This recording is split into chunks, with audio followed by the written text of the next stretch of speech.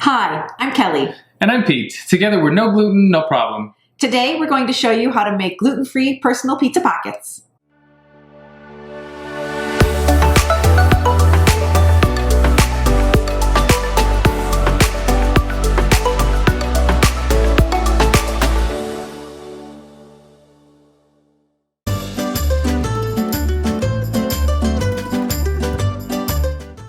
Pizza pockets are basically baby calzones, designed to hold in your hand, and each one is like an individual meal.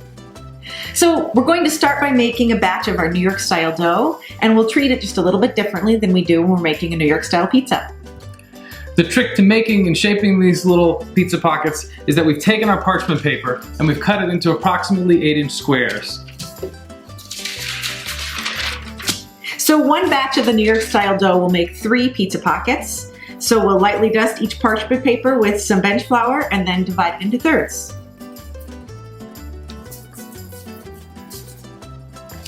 And since gluten-free pizza dough is wetter than conventional pizza dough, the parchment paper is really the secret, as with other recipes of ours, to making the dough wetter.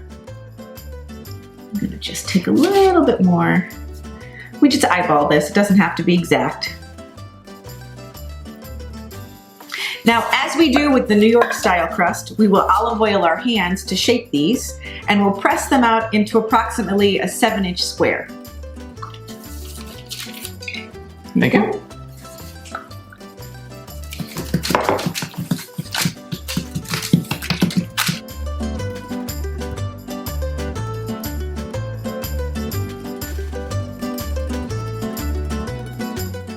Okay, I think this one's looking pretty good. Thanks.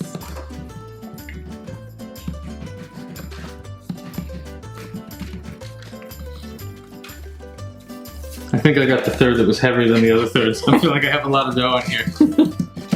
This is going to be a bigger one than the others, that's fine.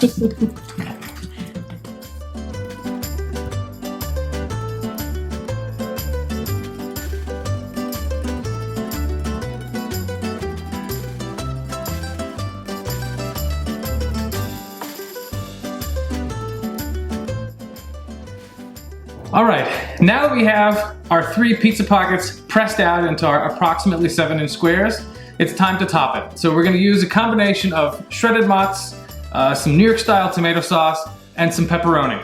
And so to start, we will use the shredded mozz. We're gonna do it on half of the dough, leaving a little bit of a naked border. That's where we're gonna ultimately seal the pockets. But we'll go down with just a small pinch of the mozzarella cheese. And then we're going to shingle about 7 pieces of pepperoni. Shingling meaning each one slightly overlapping the next. So we'll set those up in a nice little row. Then a dollop or so of the New York style sauce right over the pep.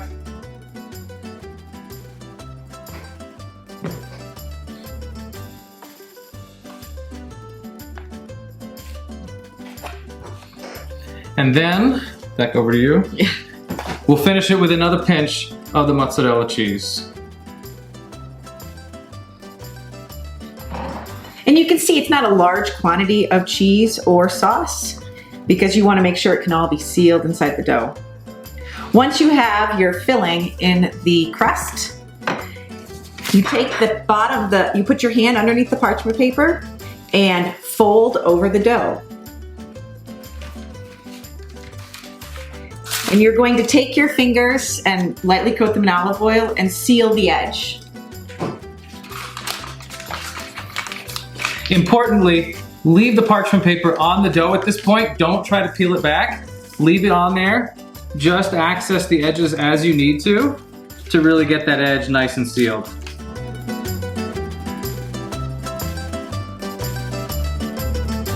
So the edge is all sealed. I'm gonna do this third one really quick and then we can slide it onto the baking sheet. Okay. So there's 2 of us and 3 of these. Who gets the third one? I think that Charlotte actually asked us to save one for her when she left for school. She did. So we slide our hand under the parchment again, fold it over to flop the top right on top of the fillings. Now at this stage, we're ready to launch our pizza pockets. To make the launching easier, we're gonna transfer them onto a regular old baking sheet. They're gonna go into the oven on a preheated baking steel at 550 degrees Fahrenheit for about 4 minutes, and then we'll come back and on to the next step, but they're already almost done. Well, it's been 4 minutes. It's time to take the pizza pockets out of the oven. So I just slid them out of the oven using the parchment paper, and now we get rid of the parchment paper. So we're going to just slide our pizza pockets off the paper right onto the baking sheet. All right, time to put them back in the oven for the final 5 minutes. All right, if you've been counting along, these have been in the oven for a total of 9 minutes. They got 4 minutes and then 5 minutes on the baking sheet. Excuse me.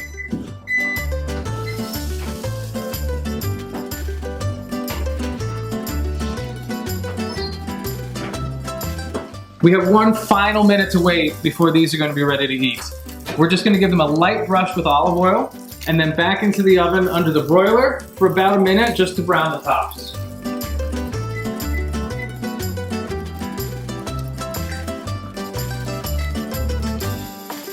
Okay. Those look great. All right, be back in a minute.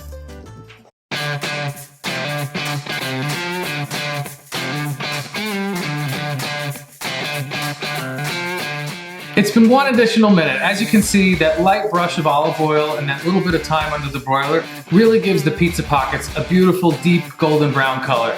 Now, we've been letting these rest for a couple of minutes because we know from experience that that moment that you pull them out of the oven, the filling is approximately the same temperature as the surface of the sun. But now at this point, we're ready to try them. So here we go.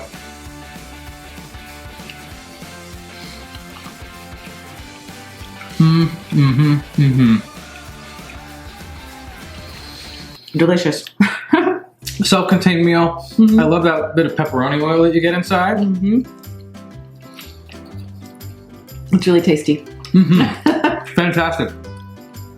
I'm gonna finish this. And that's how you make a gluten-free personal pizza pocket. You can find this and other recipes in our cookbook, No Gluten, No Problem Pizza. And subscribe to No Gluten, No Problem for more videos on how to make great gluten-free pizza at home. We'll see you next time. Ciao.